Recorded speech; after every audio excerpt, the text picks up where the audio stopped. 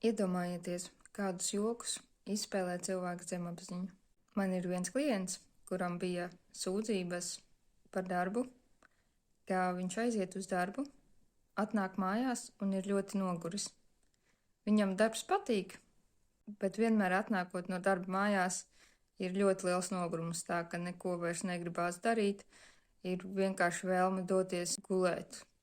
Un strādājot ar šo klientu, sapratām, ka viņam bērnībā mātei nekam vairs nepietika spēka, kad viņa nāca mājās no darba.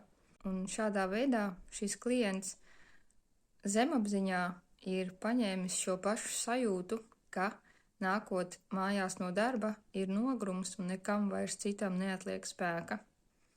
Un tad vienas sesijas laikā mēs strādājām ar šo klientu, atrisinājām šo bērnībā viņam iegūto psihotraumu, zemapziņā atrisinājām programmu, kas viņam liek būt nogurušam pēc darba.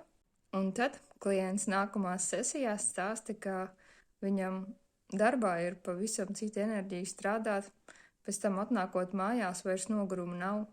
Viņš vienkārši ir priecīgs, enerģisks, var darīt lietas arī pēc darba, atliek laika sev, atliek laika hobijiem, atliek laika līdzcilvēkiem, sabiedriskām aktivitātēm. Un viņa nogurums no darba, nākot mājās, ir pilnībā pazudis.